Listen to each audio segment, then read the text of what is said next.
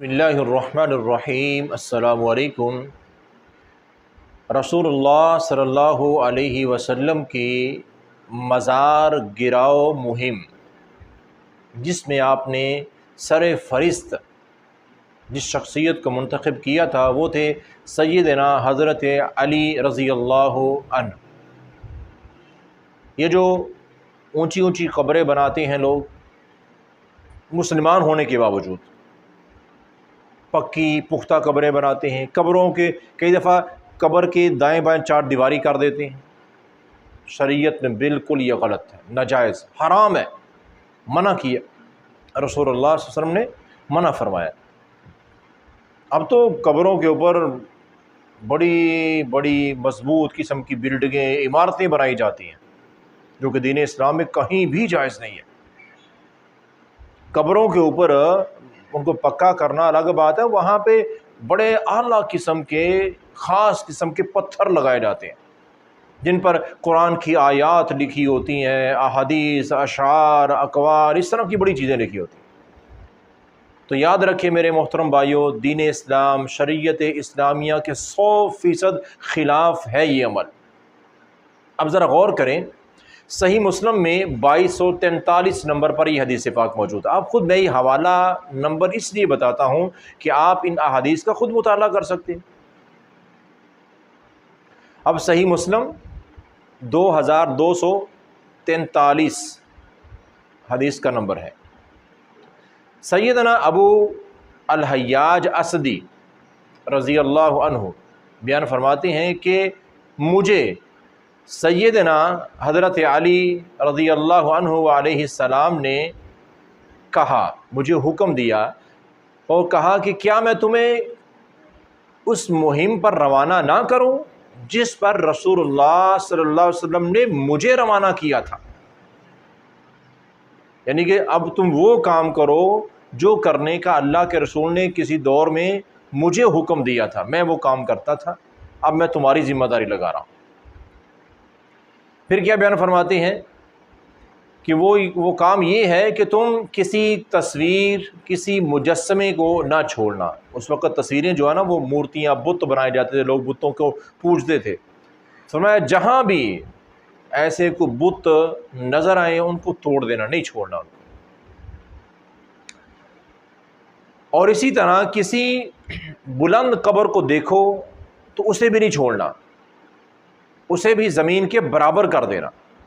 زیادہ سے زیادہ قبر کی اونچائی ایک بلشت سے زیادہ اونچائی قبر کی نہیں ہونی چاہیے، اور قبر بھی کچی ہونی چاہیے، مٹی کی ڈھیری۔ آج بھی رسول اللہ صلی اللہ علیہ وسلم کی بذات خود آپ کی قبر مبارک کچی ہے، اور ہم مسلمانوں کی قبرستانوں میں دیکھ لیں کتنی قبریں پہ لوگوں نے پتھر لگائے ہوئے ہیں، چار دیواریاں، عمارتیں بنائی ہوئی ہیں۔ اور ہاں، نبی کریم صلی اللہ علیہ وسلم کی قبر مبارک پر جو ہمیں وہ نظر آتا ہے کہ ایک عمارت بنی ہوئی ہے، تو اصل بات یہ ہے کہ قبر پر عمارت نہیں بنائی گئی تھی، کیونکہ انبیاء کے متعلق اللہ تعالیٰ کا یہ قانون ہے کہ انبیاء جس جگہ فوت ہوتے ہیں اسی جگہ ہی دفن کیا جاتا ہے، اسی جگہ ہی دفن ہوتے ہیں۔ تو ہمارے پیارے نبی صلی اللہ علیہ وسلم کی وفات جس جگہ پہ ہوئی تھی اسی جگہ پر ہی آپ صلی اللہ علیہ وسلم کی قبر مبارک بنائی گئی۔ تو وہ پہلے ہی گھر تھا، کمرہ تھا، اسی جگہ ہی قبر مبارک بنائی گئی۔ تو وہ یعنی عمارت پہلے تھی، تو یہ انبیاء کے ساتھ خاص ہے۔ اور آج کل لوگوں نے قبرستانوں کے اندر جا کے مکان، مزارات، پتہ نہیں کیا کیا بنانا شروع کر دی۔ اتنی دین اسلام سے دوری ہے، دوری نہیں ہے، مخالفت ہے۔ اب یہاں پر دیکھیں کہ جو لوگ پکی قبریں بناتے ہیں، اونچی اونچی قبریں بناتے ہیں، اب سیدنا حضرت علی رضی اللہ عنہ کیا بیان فرماتے ہیں؟ تو آسان لفظوں میں یہ سمجھو کہ کیا یہ حضرت علی رضی اللہ عنہ اور اللہ کے رسول کے ماننے والے ہیں؟ کیسے ممکن ہے یہ ماننے والے ہیں بھائی رسول اللہ صلی اللہ علیہ وسلم کا تو حکم تھا کہ اونچی قبروں کو زمین کے برابر کر دو، قبر کوئی اونچی نہیں ہونی چاہیے۔ مزار وغیرہ بنانا یا اس طرح کی چیزیں، یا قبروں پر عمارتیں، پتھر لگانا، قرآن کی آیتیں لکھنا، کچھ بھی منع تھا، سختی سے منع تھا۔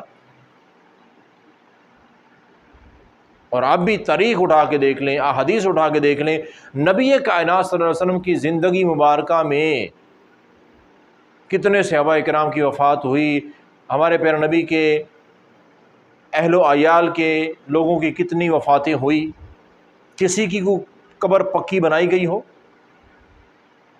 کیا ہم اس نبی کے ماننے والے ہیں؟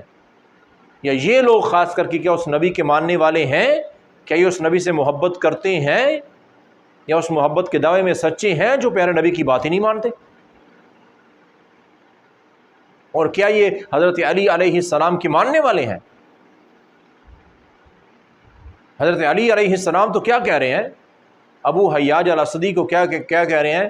کہتے ہیں کہ میں تمہیں وہی کام پر روانہ کر رہا ہوں جس پر مجھے رسول اللہ صلی اللہ علیہ وسلم نے روانہ کیا تھا، اور وہ کام یہی ہے کہ کوئی بت نہیں چھوڑنا ہے اور نہ ہی کوئی اونچی قبر چھوڑنی ہے۔ یہ اللہ کو، اللہ کے رسول کو، حضرت علی کو، صحابہ کرام کو، خلفائے راشدین کو، عشرہ مبشرہ کو، اہل بیت کو، کسی کو پسند نہیں ہے۔ تو پھر یہ کس کے ماننے والے ہیں؟ کس کے پیچھے چل رہے ہیں جو لوگ قبریں پکی بنا رہے ہیں، مضبوط بنا رہے ہیں، قبروں پر عمارتیں بنا رہے ہیں؟ تو خدا را ان کاموں سے باز آ جانا چاہیے ان لوگوں کو، کہیں ایسا نہ ہو کہ روز محشر جب رسول اللہ صلی اللہ علیہ وسلم کا سامنا ہو تو پیارا آقا ان کے خلاف ہی مقدمہ وہاں دائر کر دے کہ یا اللہ ان لوگوں نے یہ کام کیے میرے بعد، میں تو ان کاموں سے منع کر کے آیا تھا، میں نے صحابہ کرام کی ڈیوٹیاں، ذمہ داریاں لگائی تھی کہ ان چیزوں کو ختم کرو، اور یہ میرے ماننے والے جو دعویٰ کرتے تھے کہ ہم اپنے نبی سے بڑی محبت کرنے والے ہیں اور یہ میرے ماننے والے میری باتوں کے خلاف چلتے رہے۔ تو خدا را میرے محترم بھائیوں، میری محترمہ بہنوں، ان چیزوں کا خاص خیال کرو۔ اپنا کوئی بھی عزیز فوت ہوتا ہے اس کی قبر کو پکا نہ بناؤ، اونچا نہ بناؤ، قبروں پر عمارتیں نہ بناؤ، ان چیزوں کو پسند نہ کرو، دل سے بھی ان کو برا جانو، کم از کم دل سے برا جانو، یہ ایمان کا ادنا حصہ تو ہمارے پاس ہونا چاہیے نا۔ تو یہ ہیں وہ دین اسلام کے سنہری اصول۔ بدقسمتی سے کافی سارے مسلمان ان اصولوں سے دور ہوتے جا رہے ہیں۔ یہ میں کوئی اپنی بات نہیں کر رہا ہوں، یہ کوئی مسئلے کی اختلاف نہیں ہے کہ یہ فلاں مسلک کی بات ہے، فلاں مسلک کی، اور بھائی مسلکوں کو چھوڑو، ڈائریکٹ رسول اللہ صلی اللہ علیہ وسلم کا فرمان، حدیث مبارکہ میں سنا رہا ہوں آپ کو۔ صحیح مسلم 2243 نمبر، آپ خود حدیث پاک پڑھیں، کسی بھی مسلک کے عالم سے جا کے آپ صحیح مسلم کی یہ حدیث صحیح حدیث ہے تو اس کو کوئی پڑھ کے سنا دو صرف، جو کہے کہ یہ کرنا جائز ہے۔ تو اس لیے اللہ سے دعا کرتا ہوں کہ اللہ تعالی ہمیں دین اسلام کے ان سنہری اصولوں کو سمجھ کر ہمیں عمل کرنے کی توفیق عطا فرمائے۔